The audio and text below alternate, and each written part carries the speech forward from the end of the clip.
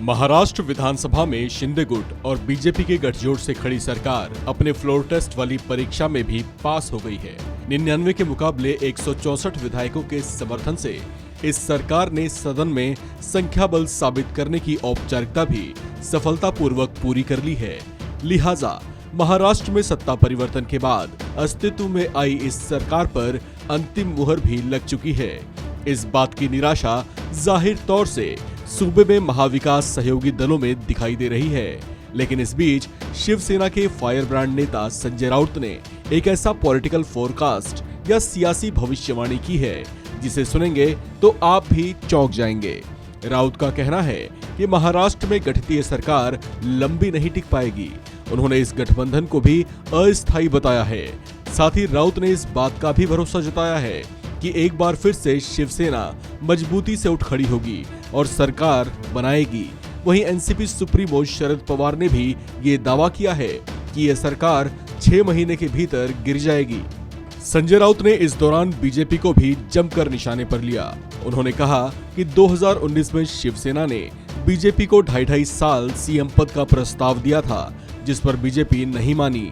लेकिन बीजेपी ने अब दुर्भावना के साथ एकनाथ शिंदे को सीएम बना दिया। उन्होंने बागी विधायकों को लेकर कहा कि जो इस तरह से दगा कर गए उन्हें जनता आगे चुनाव में जवाब देगी। उन्होंने कहा कि जब तक वे शिवसेना में थे तब तक शेर थे, लेकिन अब डरे डरे और सहमे हुए से हैं। आपने मुख्यमंत्री किसको बनाया? एकनाथ शिंदे जी, जो शिवसेना से जुड़े हुए थे। 2.5 साल पहले जब हमने ये प्रस्ताव रखा था कि 2.5 साल आप मुख्यमंत्री, हम जो आपने एग्रीमेंट किया था हमसे पॉलिटिकल, उसके मुताबिक हम करेंगे, तब हमने हमारा मुख्यमंत्री होने नहीं दिया। लेकिन अब क्या है, ये खेल समझ लीजिए। तो आपको पार्टी को तोड़ना ही था, पार्टी को कमज़ोर करना था। लेकिन कोई भी पार्टी इस प्रकार से कमज़ोर नहीं होती। हमारी पार्टी का ऑक्सीजन सत्ता नहीं है, पावर नहीं है कि पावर है, सत्ता है इसलिए पार्टी है, ऐसा नहीं है। पार्टी है इसलिए सत्ता आती है, पावर आती है। पार्टी में लोग आते हैं चले जाते हैं, ये हर पार्टी का एक कार्यक्रम हमेशा चलता है। करेक्ट, हमारे लोग भी चले गए हैं, लेकिन ये सब लोग चुनकर कैसे आएंगे वापस? ये तो शिवसेना के नाम से हमारे लोगों के मेहनत से चुनकर आए थे, और अब कोई प्रलोभन है, कोई दबाव है एजेंसी का, तो चले गए।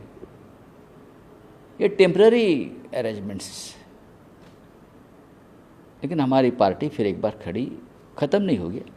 फिर एक बार हम काम शुरू करेंगे, गांव-गांव में जाएंगे, कार्यकर्ताओं से मिलेंगे। लेकिन गांव-गांव में फिरना मुश्किल है ये लोगों का जो छोड़कर चले गए। इसीलिए तो जिस तरह से मुंबई में उतरे, अपने आप को शेर समझते थे ये लोग पहले जब शिवसेना में थे।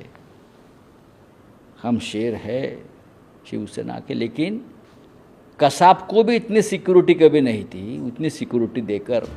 पार्टी में हुई टूट-फूट को लेकर संजय राउत ने कहा कि राजनीति में सब चलता है, कुछ आते हैं कुछ जाते हैं। शिवसेना के साथ भी कुछ ऐसा ही हुआ। शिवसेना कभी विधायकों और राजनेताओं की पार्टी नहीं, बल्कि इसकी पहचान अपने कार्यकर्ताओं से होती रही है। राजनीति में सब खेल चलता है। शिवसेना केडर बेस पार्टी है, कार्यकर्ताओं की पार्टी है। जमीन से जुड़े हुए लाखों शिवसेना की हमारी ताकत है। विधायक सांसद है, हमारी ताकत कभी नहीं रही।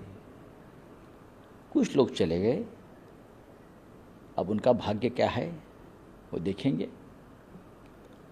पार्टी काम करेगी, वापस विधायक और सांसद को चुनकर लेके आएगी। जिस तरह से पार्टी को तोड़ने का प्रयास किया है, ये बदले की भावना से हुआ है। गौरतलब है कि शिवसेना में बगावत करने वाले एकनाथ शिंदे ने पार्टी के 39 विधायकों को अपने साथ मिला लिया था, जिसके बाद महाराष्ट्र में सरकार संकट में आई और गिर गई। बीजेपी के सहयोग से उन्होंने सरकार का गठन किया और आखिरकार सदन में फ्लोर टेस्ट में भी अपनी मजबूती साबित कर दी। इस खबर में फिलहाल इतना ही। बाकी अपडेट्स के लिए बने रहिए वन इंडिया हिंदी के साथ।